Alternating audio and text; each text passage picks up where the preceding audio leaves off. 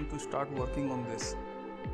So first important thing of mail command is that, as I told you earlier, all the things is same just like Wix, but only difference is in mail is that we call function as a command over here, and command has some flag, mean that is a argument of that function. So first I will create a string where I will put the template. So that for that particular thing I will create a list function, and let's create a string string, and to define a variable in a mail you have to put before a dollar sign, so that Maya can understand if that is a variable. So what I will do is I'll write the name of disk, disk. So I have a variable disk, and I will put a any selection inside that variable. So I'll ls minus sl. So ls is the list, whatever is selected in your viewport it will come inside that variable, and minus is a argument. So if I would have write that thing in Wix, we should put that thing like sl is equal to 1. So it in Wix it should look like this, but in Maya, as this is they say this is as a command, so we have to put a flag, a variable argument like this, and list minus selection. So we don't need to do anything else. We have a disk, and we are putting just a string inside that. What next we have to do is we have to poly-evaluate. We have to use the poly-evaluate function to see how many vertices are there inside that. So okay, so we are going to create a new variable that will be the integer, and I'll write just any name that could be nm.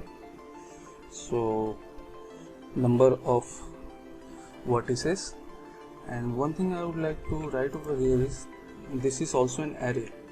So I'm not going to explain the detail of the mail over in this webinar, because I'm sure that you people are aware of Wix, so I think that is easy for you to understand what's going on.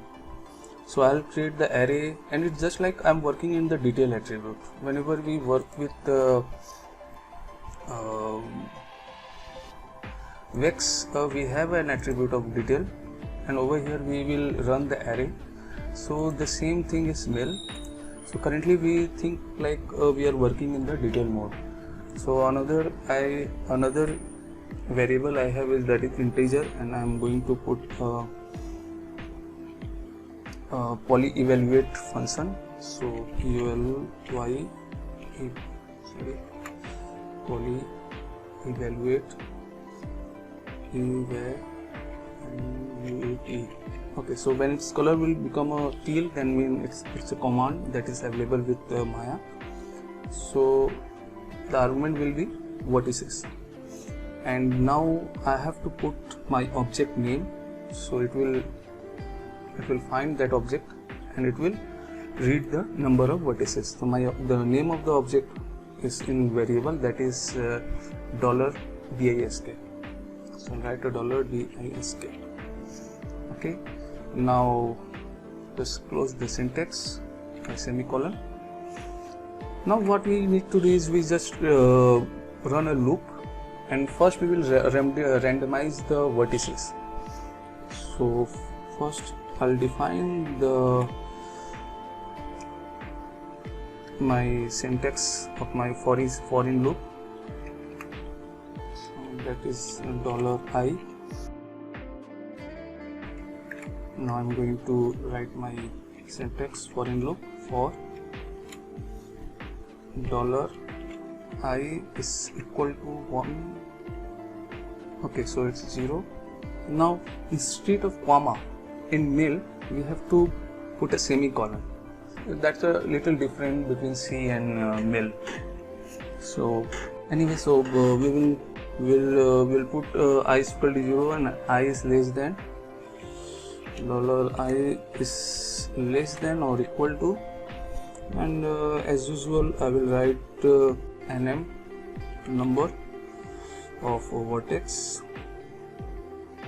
So I'll put that thing and 0. Now again semicolon and $I plus plus.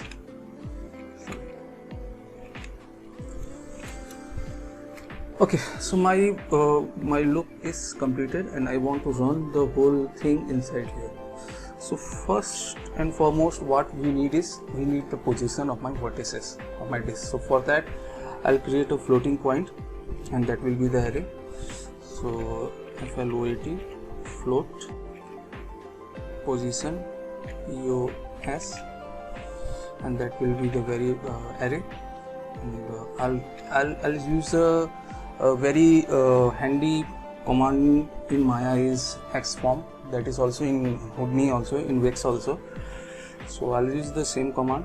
It just read my number of position. So xform form, and the argument will be the query, that will be in world space, and I want to know the transform position, so it will be t.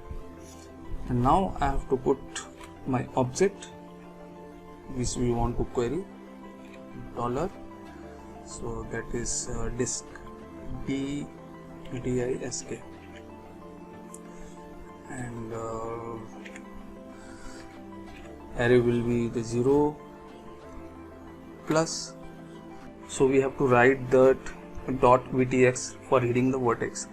So here we are getting the object name, and now we want to we have to put a string, so that it will put a VTX before the vertex number. I mean, that kind of extension we are using it. And now we are going to put the number, write a plus sign, $I.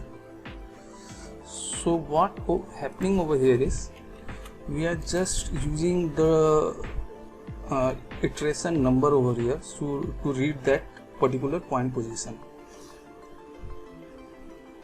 Okay, so what next we will do is we will write again a plus sign, and we'll just close the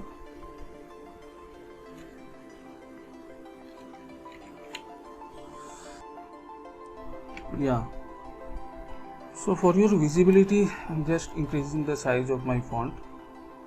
Okay, hope you can see that. Now we have a position value, and that we are going to query, and now we just want to put some rand command over here.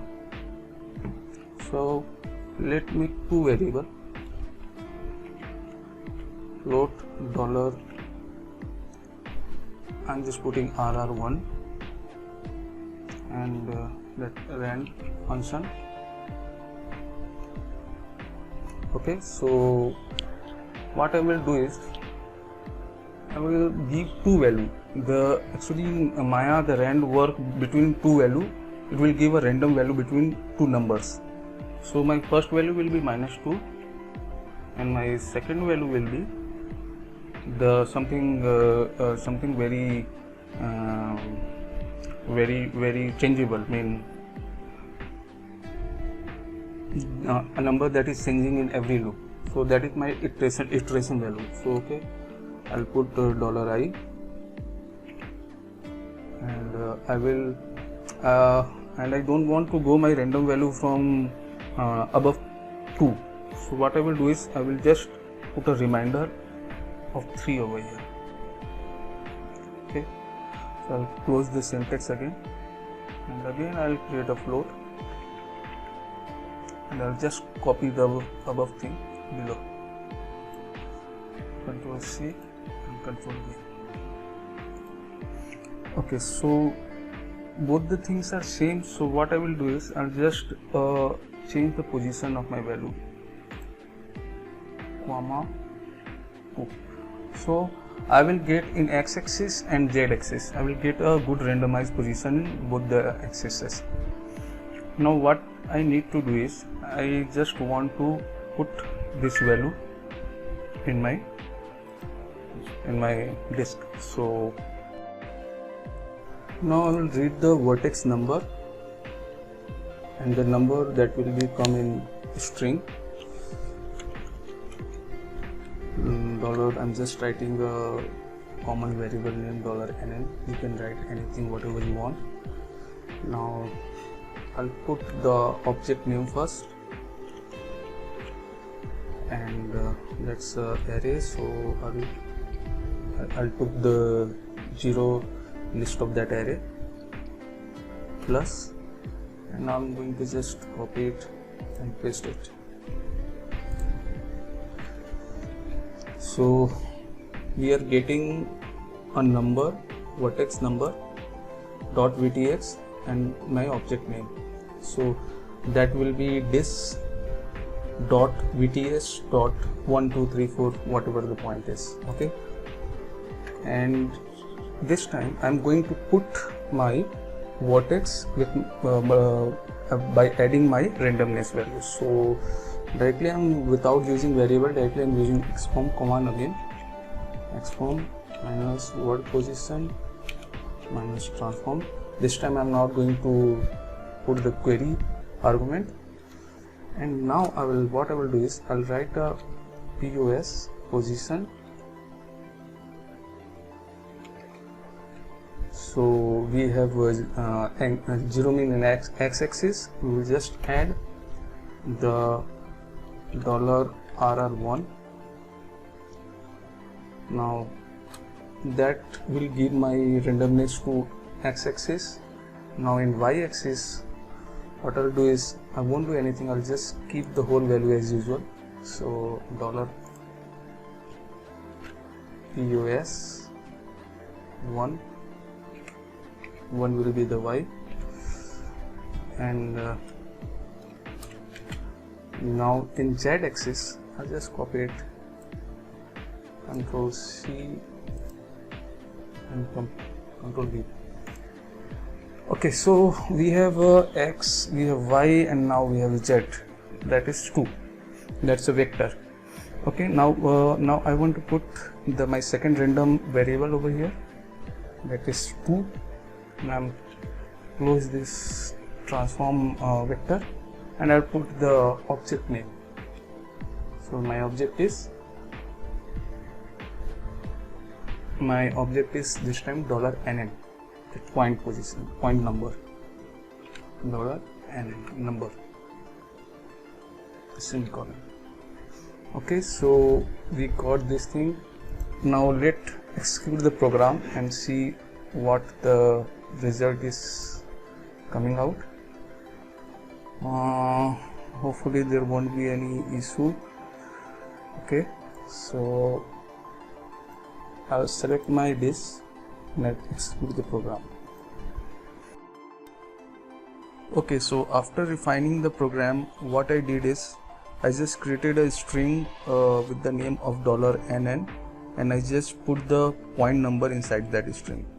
And later I just again transform xform. I used xform, and I just randomized the whole geometry. So you can see the output was good enough what we were achieving. Okay, so what we will do is this time we are going to read the new position, the randomized position. So again we will put a float, $OAT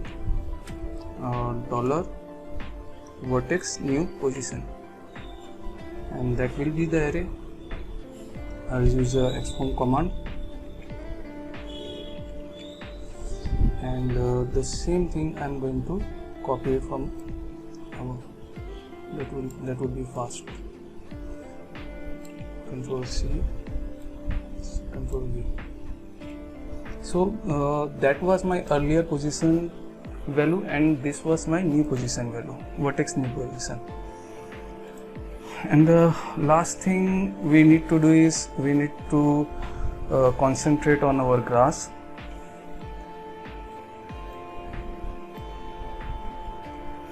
This grass, and the name of the grass is polysurface 1. So that was polysurface 2, and that this was polysurface 2, and this is polysurface 1. So what we will do is we will make a string to put a polysurface 1 inside that. So string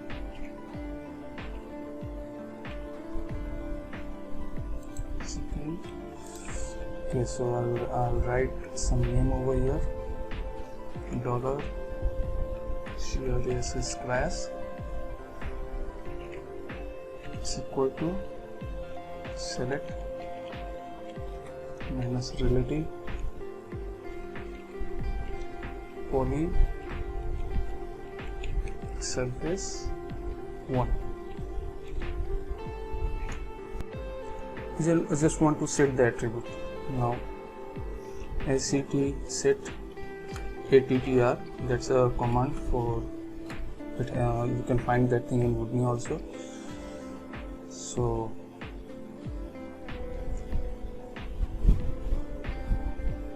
what attribute I want to set is that will be that will be the grass. Okay, now copy it, Ctrl C and Ctrl V, and now put the 0 array number and the plus sign,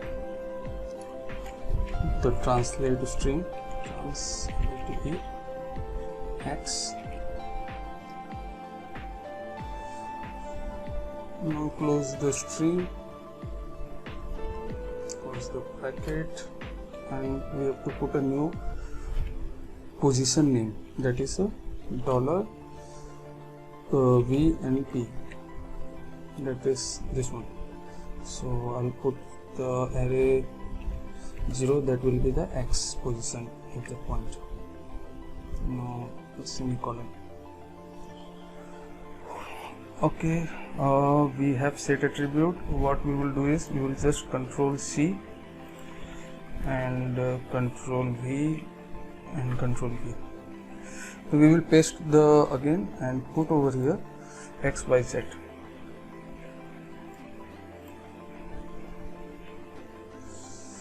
And over here 1 and 2. Right. So before executing the whole command, let select and execute one by one. So let me see this syntax is have any error or not. So it's giving a right result. Now what I will do is I will just okay, so before executing the last command, I just want to put some rotate value also. So what I will do is I'll just copy all the 3 set attribute, and now I will put it below, and this the translate will be is rotate. So ROTATE, rotate X, rotate Y, and rotate Z. Okay, so yeah, so everything is just fine. Only thing is that we are now selecting our object, and we are just giving the attribute, setting the attribute to that select object. Instead of that, I just want to duplicate my object, so I'll use the duplicate command, duplicate, and as you can see in quick help, we have a root, return root only, so that will give me my proper name. And again the name variable is changing, and then we have to change the we have to change the variable name also. Neither Maya will create the error. Okay, so we have a grasses, and one thing I just notice is that I have given the value in the rotation x-axis. Normally it is the rotation around the axis, not toward the axis. So in that case I have to put a 0 value over here. Control X 0. In around the axis I will give my random number, and okay, so here will be 0 also. Or one more thing you can give, or you can Control C and you can provide over Control V, you can provide a good seeding over here, so it will generate a very good rotation value. And other thing I just want to do is I just want to increase my polydis subdivision, so I want to make it like 6 or something, or 7. Okay, it's quite heavy. Let me see. And we have a normal, I will put a like green color grass, so I will give a ramp over here, and the color of the ramp will be something from light green to orange, or dark green, something, yeah, dark green to orange or something, so that my grass will look like it's little dry. Let me see my grass. Okay, so it's from UV direction is quite different, so I will make it U ramp. That's okay. And I'll make the value little less.